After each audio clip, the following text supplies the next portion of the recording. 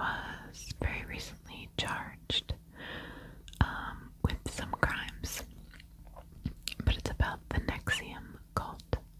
I did a video on it, but I didn't go as in-depth as this documentary goes because I didn't know all of this information. And they have all of this,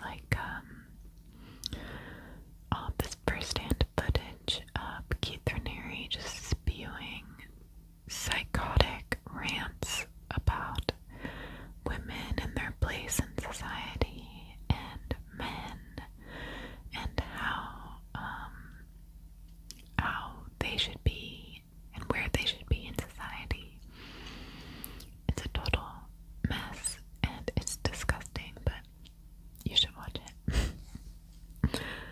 Okay, so today's cult video is about the community chapel and Bible training center.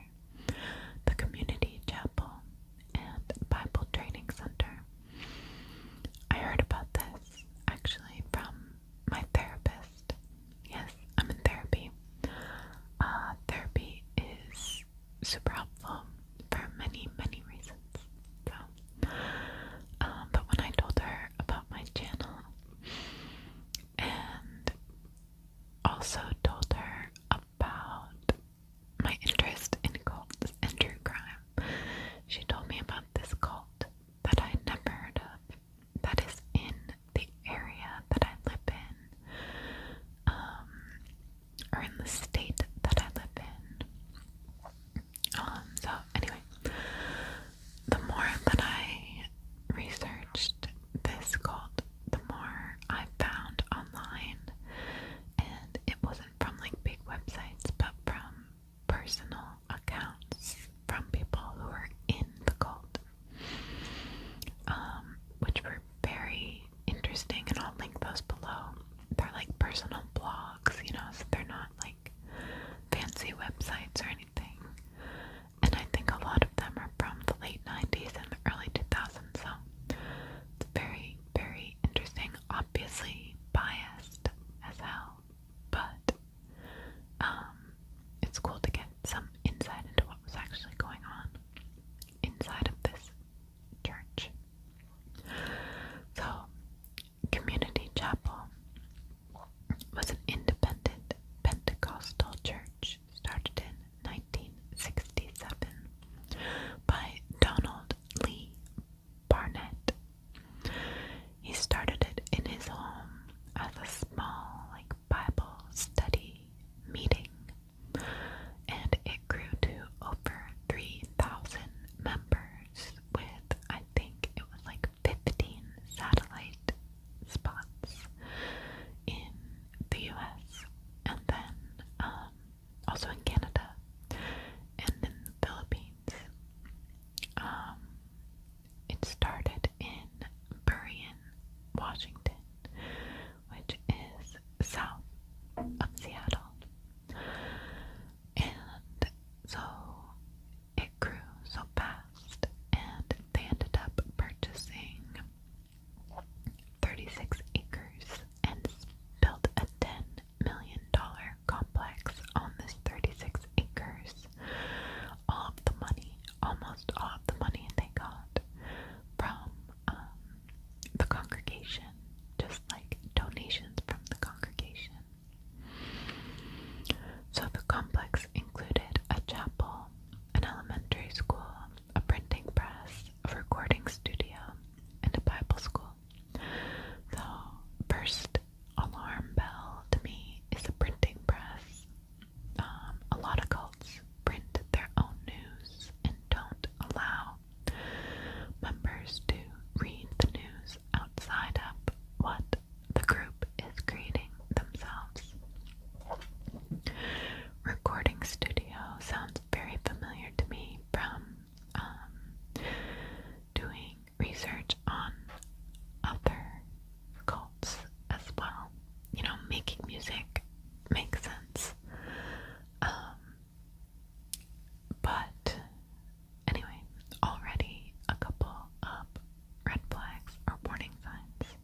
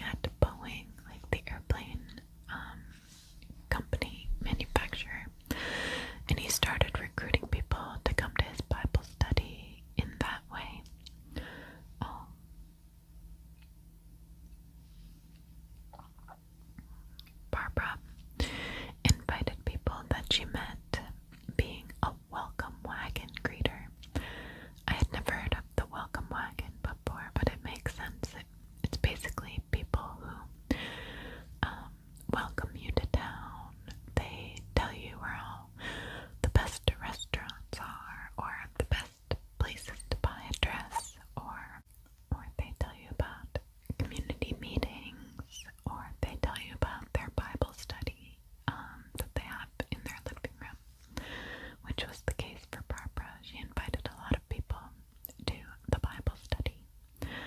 And from what I read, a lot of the recruits were born-again Christians and new Christians, so they didn't know a lot about the Bible already. So everything that they were learning about the Bible, they learned from Barnett and Barbara. And like the way that they were interpreting the Bible was different from other mainstream Christian sects. One former member, David Kennedy, it's spelled Kenady, so I think it's Kennedy, described the intents of the church as follows. So this is what the church was supposed to be, or this is what Barnett intended, or it's what he told people that he intended, even if it's not what he intended. Anyway, so it's interesting to get a first-hand account. David Kennedy said, "I would categorize the chapel as having been a non-denominational, charismatic church with Pentecostal roots that believed in being born again, being spirit-filled in the Pentecostal tradition," which I believe, as an aside, is like when you see those videos of people in those big churches speaking in tongues and like being touched on the forehead and then like fainting. That's like being spirit-filled or being overcome by the Spirit, I believe. So it had roots in believing in being born again, being spirit-filled, and moving into the deeper life of a Christian. We believed we were living in the last days, and that one day in the near future, those found to be in the bride of Christ would be raptured from the earth. So, like a lot of cults, they believed that the end of days were coming and that they were going to be the chosen ones. They were going to be saved. So what started out as a small prayer group and Bible study grew into a much bigger operation where Barnett started to kind of feel a need for control, as many cult leaders do. And, he probably had this need for control his whole life. It's not like it just started when his church members started to grow. Sorry. So the church started to do like different kinds of services, kind of things again that were outside of the mainstream of Christianity. So they would all sing together, and that eventually turned into everyone singing in tongues together.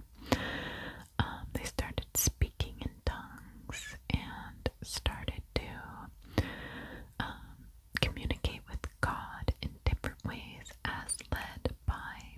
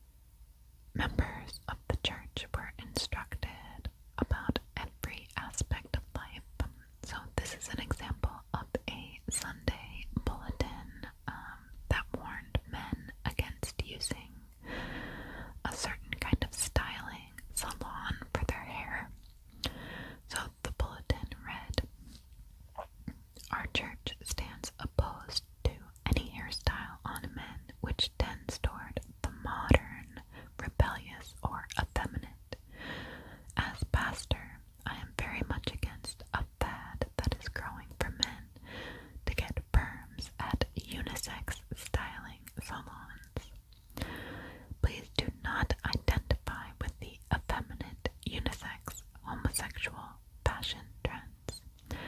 Mothers, even though it may be convenient, it is unwise to take young boys to the beauty shop or unisex styling salon for their haircuts. While there, they will see the big boys getting their fancy, poofy, effeminate hairstyling. Years of such practice could cause them to be ensnared, too. These places are not without homosexual demons just waiting to influence the gullible. That doesn't sound like a normal church bulletin to me. So, yeah. Seminars offered by the church leadership covered topics like how to keep your yard, masturbation, child rearing, dress standards, how to be a good wife, how to be a good employee, how to be a minister's wife, and how to choose makeup. So, from hairstyles to masturbation, Barnett was kind of trying to control everyone in the congregation. So, this moved on to the couple creating something called like the movement of God, or the moves of God, where the couples would create experiences that would allow members of the congregation to have these big spiritual awakenings, these big emotional events, which a lot of cults do. And a lot of these like feelings and spiritual connections are real to the members of the group. They feel very real. They feel life-changing. They feel transformative. And that's how people get stuck in these kinds of groups. So they first created experiences that they called corporate moves of God, or the pillar of holiness, allowing members, like I said, to become intimate with God. Like I said before, the church would sing in tongues together. They'd go through something called spiritual surgery, which to me sounded a little bit like hypnosis, or like an intense, imaginative kind of therapy, where they're allowing the Spirit of God to fill them. And then they would also start doing slain in the Spirit, which is what I talked about before with the fainting from God's Spirit entering you. So these experiences bonded the congregation together, and also, which I found interesting, I didn't think about this, the fear of missing out on these experiences kept people there. They wanted to feel this greater power. They were looking for something more than what mainstream Christianity could give to them. So this fear, mixed with Barnett's manipulation, kept people there. And most members spent all their free time at the church. They would be there 5, 6, or 7 nights a week working. They were encouraged to get a job at the church on top of their other job, or a full-time job there. So in 1981 was kind of when the first group of people left the church. About 100 members left the church, believing that it was going down the wrong path toward that of a cult, because people knew about cults at that time, and certain members' alarm bells were going off saying, okay, well, this looks like it's the beginning of a cult, so I'm gonna get the hell out of here, which is good on them. They believed that Barnett was teaching elitism and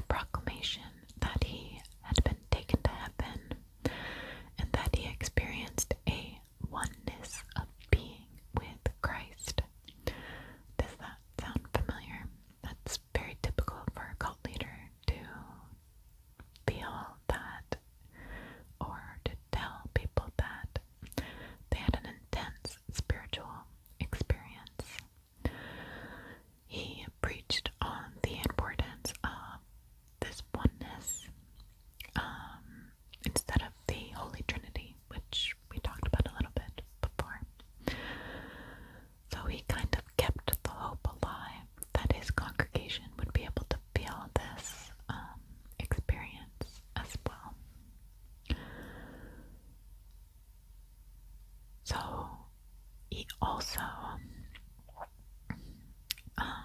preached a lot about demons. He believed that any negative thought or any kind of sin was caused by a demon that was inside of you, and that everyone had these demons and they needed to be cast out. And that's something that is very different apparently from mainstream Christianity. They don't believe in the demonization of people. So also in 1983, he instituted a practice that he called dancing before the Lord. In a lot of cults, they use this kind of dancing to get the members outside of their bodies and feeling a spiritual and physical, so a mind, body, and spirit connection with the other group members. This was a free-form dance that was supposed to be based in spirituality, but this was like the absolute downfall of this church. It eventually transformed into something much more intimate, but it was called a spiritual connection.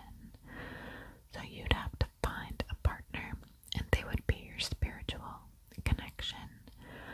Sometimes these dances would last for like 4 or 5 hours. So the way that they would connect was by looking into each other's eyes, and you would be able to see Jesus in your connection's eyes. So the entire time that you were dancing, you were supposed to be looking into your partner's eyes. It was taught that God was using the spiritual connections to break down the barriers and inhibitions within the congregation, to promote a greater unity within the church. The connections were then instructed to spend time together outside of church. And most of these, or a lot of these people were married, so they were instructed to find a connection outside of their marriage. Basically, take this person home with them, or spend intimate time with them outside of the church. So, they were also taught that this connection was more desirable and better than marital love. It was a different kind of love. It was a spiritual love. But as you can imagine, this caused a lot of animosity and tension between married couples. Spouses who felt jealousy while watching these connections were told to release their mates to the Lord. And Barnett explained that these connections were not to be thought of as carnal connections, but instead as having a spiritual union, so they shouldn't be judged. And these intimate experiences would free them from the demons of jealousy, opening them up to a deepened experience of the love of Christ.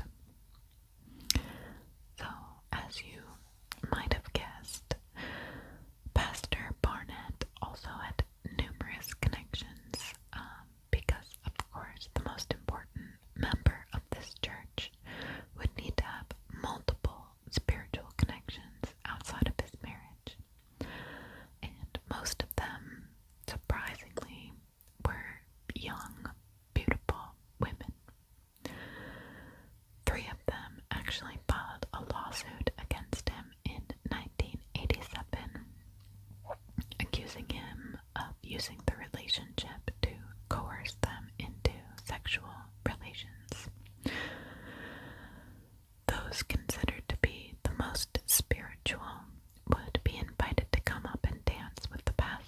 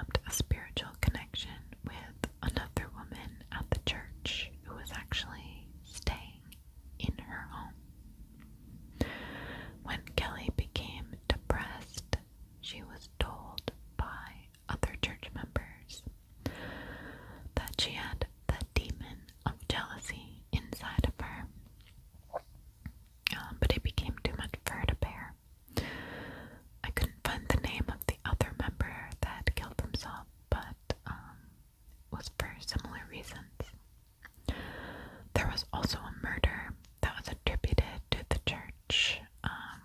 37-year-old Janet Cole had been a member of the church for 18 years. She had an emotional breakdown after falling in love with her spiritual connection. Her friends and family told her that she had been possessed by a demon.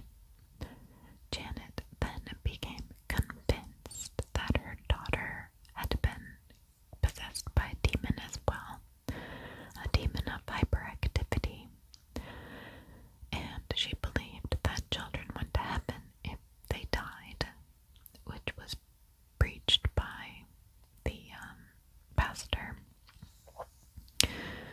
So Cole drove to Portland, Oregon, and drowned her 5-year-old child in the bathtub of a motel there. Again, believing that her child would go to heaven. She also attempted suicide, but was unsuccessful. She was sent to a psychiatric hospital in Maryland, but I'm not sure what happened to her after that. So, around this time, a number of church counselors and elders left the church, along with over 200 adults and children. Barnett's son and daughter-in-law left. His brother, a pastor in Idaho, refused to refer students to the Bible college, the chapel's Bible college. So this is from an interview with a former member of the cult named Robin. And this is what she experienced while she was in the cult.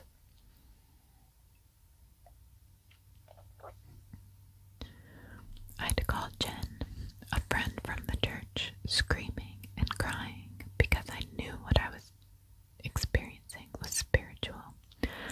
I knew there was deception somewhere, but I didn't know where or how I was being deceived. The church was pulling me one way, Matt was pulling me one way, my own heart was saying something else. My husband was in love with one of my best friends, and she was now living upstairs with him.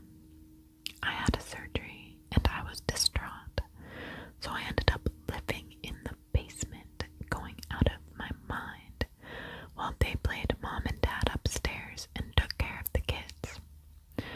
I was like Cinderella in the cellar, losing my bananas. Matt, who was her spiritual connection, would sometimes in the middle of the day come home and come to my house to take care of me. He ended up staying with me every night because I couldn't sleep. I was skin and bones. I couldn't eat, I couldn't sleep. My skin got bad, my hair started falling out. I was tormented, and I was planning and plotting how I could murder my children and take my own life to get out of the insanity.